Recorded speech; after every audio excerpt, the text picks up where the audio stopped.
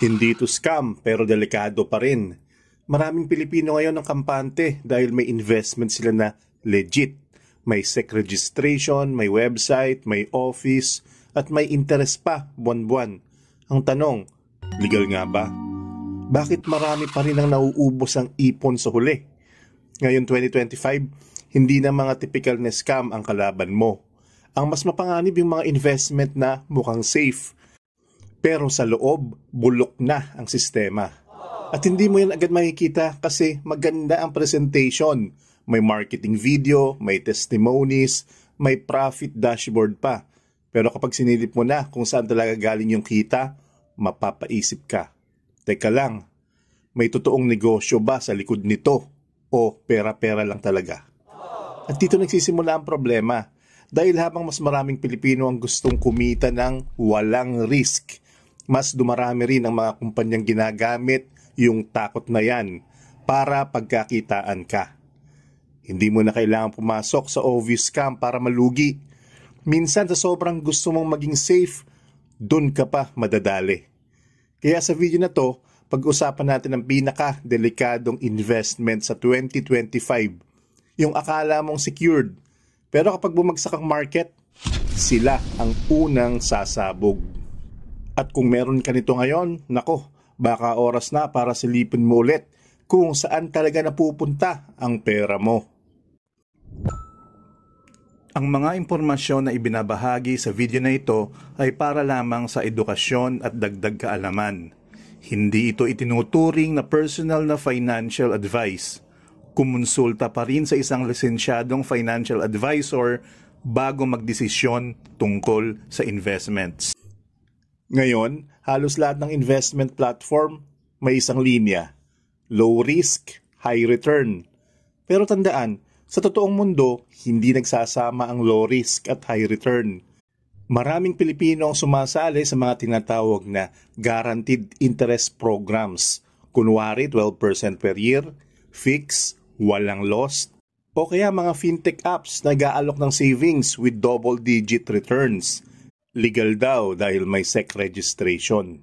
Pero tanong, kumikita ba talaga yung negosyo na nagbibigay sa iyo ng ganoong interest? Ang totoo, karamihan sa mga ganitong programs ay kumikita sa cash flow ng mga bagong investors. Kapag dumami ang depositors, may pangbayad sa luma. Pero pag bumaba ang bagong pondo, boom! Nagkaka-freeze ng withdrawals. At ang mas tricky, hindi mo mapapansin agad kasi may mga testimonials pa ng taong kumita. Pero gaya ng mga Ponzi type structures, laging may unang kumikita hanggang sa mauubos yung pondo. Ang tawag dyan, the illusion of safety. Mukhang stable, pero temporary lang ang ginhawa. By the way, kung gusto mo ring magsimula sa pag-aaral ng pera at investments, iniligay ko sa description yung mga top financial books na personally kong nire-recommend. Affiliate links yan. Ibig sabihin, kapag bumili ka gamit yung link, may maliit akong komisyon pero walang dagdag na bayad sa'yo. Sa ganitong paraan, natutulungan mo rin akong makagawa pa ng mga free videos tulad nito. Maraming salamat sa support.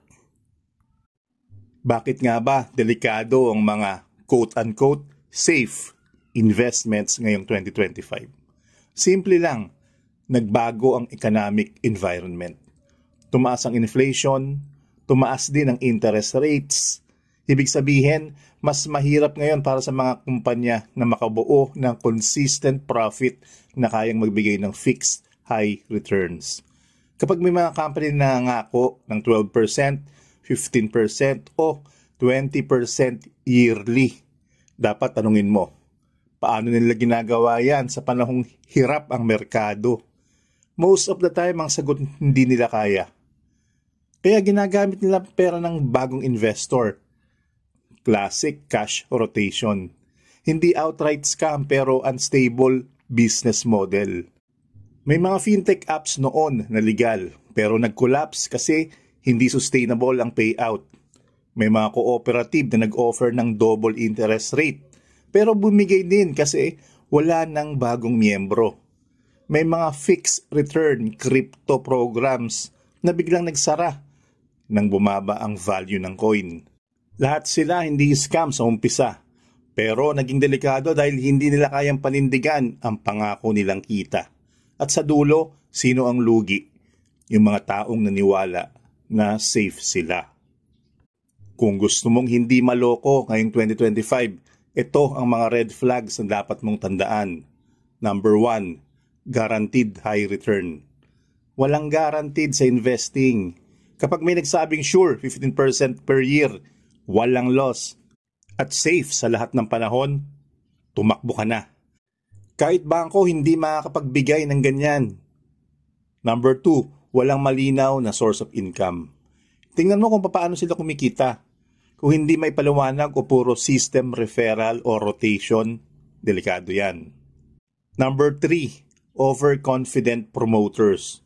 Kapag masyadong perfect ang pitch, walang talo, lifetime passive income, magduda ka na. Ang totoong investment, laging may ups and downs. Number 4, emotional marketing. Lagi kang ginagawang guilty. Kung hindi ka sasali, sayang. O kaya, may fear of missing out. Ito ang pinaka-epektibong trap sa mga Pilipino. Number 5, no transparency sa withdrawals o operations. Kapag madalas delayed ang payout o may dahilan palagi, huwag mo nang hintaying masunog ka. Hindi ibig sabihin ito, wala nang ligtas na investment Meron, pero kailangan mo ng tamang expectations. Ito ang mga relatively safer options ngayong 2025. Number 1, government bonds. RTB o Treasury Bills. Backed by the government, mababa ang kita pero mataas ang stability. Number 2, MP2 savings. Maganda para sa long-term savers. Pero huwag mong asahan na consistent ang 6% o 7% yearly. Pwedeng bumaba depende sa kita ng Pag-ibig Fund. Number 3, index fund o ETF. Hindi ito get rich quick, pero kung consistent ka nag-i-invest monthly, long-term growth is steady. Number 4, blue chip stocks. Kahit bumababa minsan, historically, sila ang unang bumabawi pagkatapos ng crisis. Ang sikreto sa safe investing ay hindi sa kung gaano kataas ang return, kundi kung gaano mo naiintindihan ang pinapasok mo. Dahil kahit mataas ang kita, kung hindi mo alam kung paano ito nabubuo, delikado pa rin yan. Sa dulo, tandaan mo, hindi investment ang nagiging dahilan ng pagkalugi, kundi ang investor na hindi marunong magtanong. Ang tunay na delikado ay yung blind confidence. Yung sumasali dahil sabi ng friend ko, maganda daw mag-invest dito. O sabi naman ng isa, legit daw kasi may office. Pero hindi man lang inalam kung saan kumikita yung kumpanya. Kung gusto mo maging matatag na investor, laging itanong, saan galing yung kita nila? Sino ang nag-o-audit? Anong mangyayari kapag biglang nag-crash ang market? Doon mo makikita kung may tunay na risk management o puro kwento lang. Ngayon 2025, maraming bagong oportunidad. Pero mas maraming patibong. Ang pinaka-importanting investment mo pa rin ay hindi pera, kundi kaalaman. Kaya bago ka maglagay ng piso sa kahit anong platform, siguraduhin mo munang naiintindihan mo kung paano ito kumikita. Dahil sa panahon ngayon, hindi sapat na tanungin kung magkano ang kikitain mo. Dapat tanungin mo rin, saan galing ang kita na yan? Ito pa rin ang The Brown Investor. At ang goal natin dito ay hindi lang kumita, kundi matutong maging matalino sa pera. Kung gusto mo pa ng mas maraming real talk na investment guides, huwag kalimutan i-like, share at i-subscribe. Dahil sa panahon ng hype, ang tunay na yaman ay nasa may alam.